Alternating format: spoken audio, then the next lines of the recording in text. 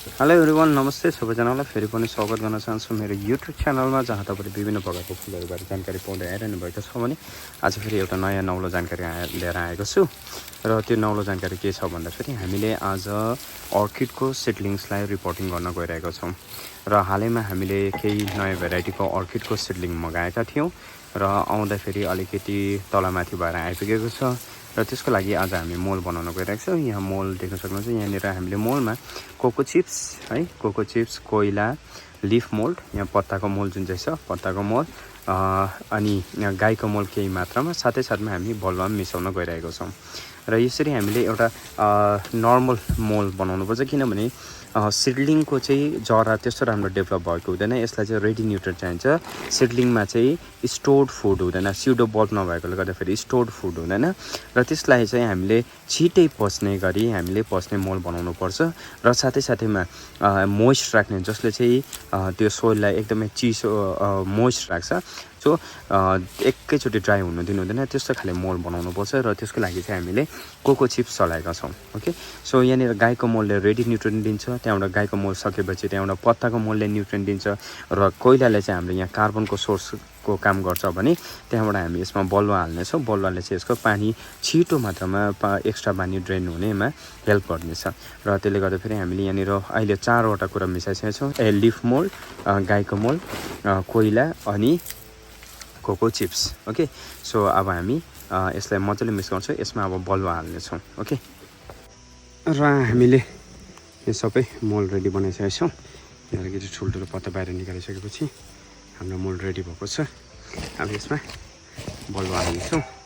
बलुवा चाहिँ अलिकति मजाले नै हाल्छौँ, किनभने यसको यो उयो जरा चाहिँ मजाले पानी चाहिँ अड्किनु हुँदैन। सो त्यसले गर्दाखेरि बलुवा हामीले मजाले हाल्नुपर्ने छ। यो ठुल्ठुलो जुन चाहिँ ढुङ्गा छ यसलाई यसो निकाल्नुपर्छ। अन्त हुँदैन, ढुङ्गा नानी इँटा भएको राम्रो हुन्थ्यो कि त्यो चाहिँ हुन्थेन।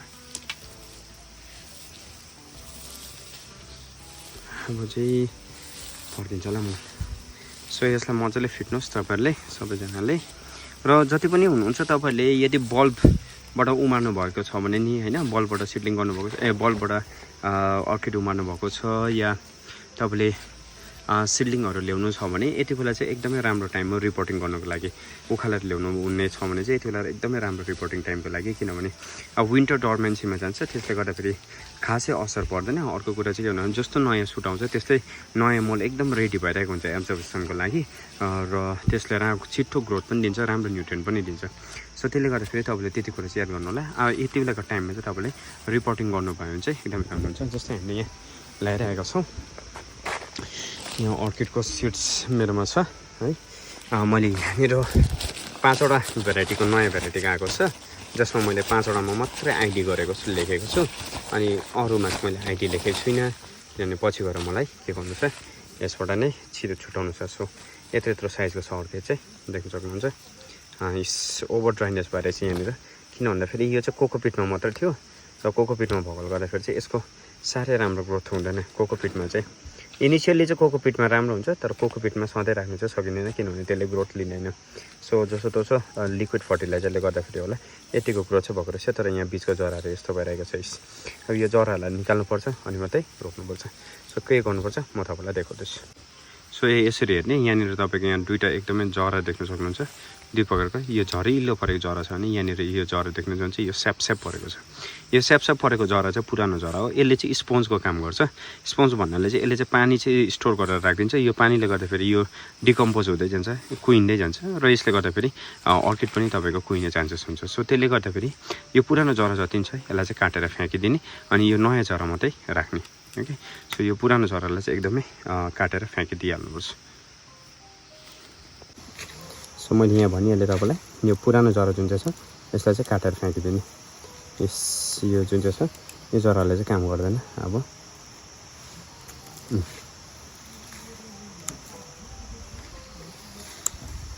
यो जराले चाहिँ तपाईँको पानी रोक्छ, पानी राखिदिन्छ, र पानी राखेपछि चाहिँ त्यसले के गरिदिन्छ, यो बोटलाई कुहाउने काम गरिदिन्छ। सो त्यसले गर्दाखेरि यो नयाँ जरा, यो फ्रेस जुन चाहिँ रुट छ भरिलो यसलाई मात्रै राख्ने, अरू जरालाई चाहिँ काटेर फ्याँक्ने। ओके, अरूमा पनि छ म देखाउँदैछु अलिक हेल्दी रहेछ यो बिचको फर्स्टको जरा जुन चाहिँ छ प्रायःको सबैको त्यस्तो भएको छ एन्ड पछि गएर अर्किडलाई मार्ने पनि यही हो सो रिपोर्टिङ गर्दाखेरि चाहिँ अहिले पनि त्यति कुरा चाहिँ याद राख्नु त्यो पुरानो जरा छ भने चाहिँ पुरानो जरालाई चाहिँ एकदमै काटिदिइहाल्नुपर्छ पुरानो जरासँगै रिपोर्टिङ गरियो भने चाहिँ तपाईँको अर्किडको मर्ने चान्सेस ज्यादा हुन्छ त्यही माथि सिडलिङमा झन् ज्यादा चान्सेस हुन्छ सिडमा झन् किनभने यसमा स्युडो बल्ब हुँदैन त स्युडो बल्बमा गर्दाखेरि यसको त्यो एक्स्ट्रा जुन चाहिँ छ एनर्जी नै हुँदैन यसमा त्यसले गर्दाखेरि यो पुरानो जरा जुन चाहिँ छ कुहिएको जरा त्यसलाई चाहिँ के गर्नुपर्छ काट्नुपर्छ ओके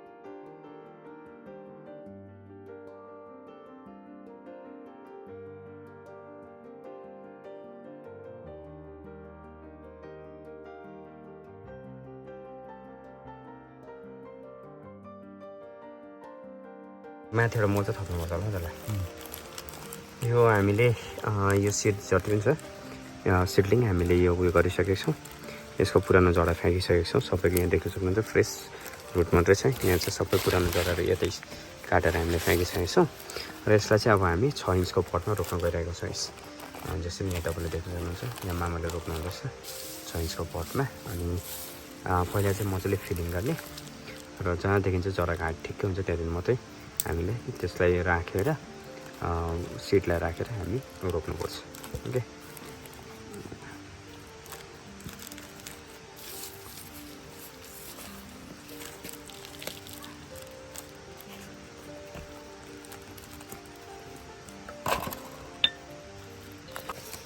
र तपाईँलाई त भइहाल्यो मैले तपाईँलाई कटिङ गरेर रुटको पुरानो रुटहरू फ्याँकेर देखाइहालेँ अब यो 6 इन्चको पटमा हामी यो मिक्सचर जुन चाहिँ अघि हामीले बनाएका थियौँ त्यो मिक्सचर हामी हाल्न गइरहेका छौँ ओके एन्ड यसरी मिक्सचर हाल्न गइरहेको छु यहाँनिर मेरोमा एउटा सिड छ यो सिडलाई अलिकति जरालाई फिजाउने यसो गरेर जरालाई अलिकति फिजाएर चारपट्टि फिजाएर यसलाई सरी राख्ने अनि भर्ने साइडबाट मजाले खाट्नुपर्छ किनभने यो लिफ मोल्ड हो लिफ मोल्ड चाहिँ खाट्नैपर्छ खाँदैन भने चाहिँ तपाईँको छिट्टो त्यो लिफ मोल्ड पचेपछि चाहिँ खङ्ग्रङ भइहाल्छ 1.5-2 महिनामा नि यो छ्याप्पै मुनि भुइँमा तल पुग्छ त्यसले गर्दाखेरि चाहिँ लिफ मोल्ड भएको गर्दा चाहिँ यसलाई चाहिँ मजाले खाट्नैपर्छ तपाईँले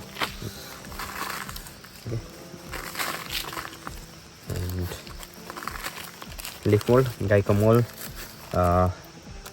तपाईँको कोको चिप्स बलुवा अनि कोइला सो यो 5वटा साधनले चाहिँ हामीले 5वटा चिज मिलाएर हामीले 5 चिजको यो मल बनाएका छौँ र यसले पञ्चतत्व कुन के 5वटा तत्त्व मिलाएर हामीले मल बनाएका छौँ र यो मलले चाहिँ यो सिडलाई दामी गर्छ भनेर हामीलाई आशा मात्र होइन भरोसा पनि छ सो यहाँनिर हामीले मैले 2टा गरिसकेँ मामाले त थुप्रै गर्नुभयो किनभने म यो जरा बनाउँदैछु त्यसले गर्दाखेरि म सबै ढिलो ओके यतिका गरेपछि हामीले अहिले यति चाहिँ रोपिसक्यौँ यसमा कति 21 पट्स चाहिँ हामीले रोपिसक्यौँ होइन अझै पनि 16वटा पट अझै नै बाँकी छ हामीले अझै 16वटा रोप्नुपर्ने छ र आशा गर्दैछु तपाईँलाई यो भिडियो मन पर्यो होला है कस्तो लाग्यो भनेर तपाईँको आफ्नो प्रतिक्रिया दिनुहोस् होला एन्ड नयाँ भिडियोको लागि मेरो च्यानललाई सब्सक्राइब गरिदिनु होला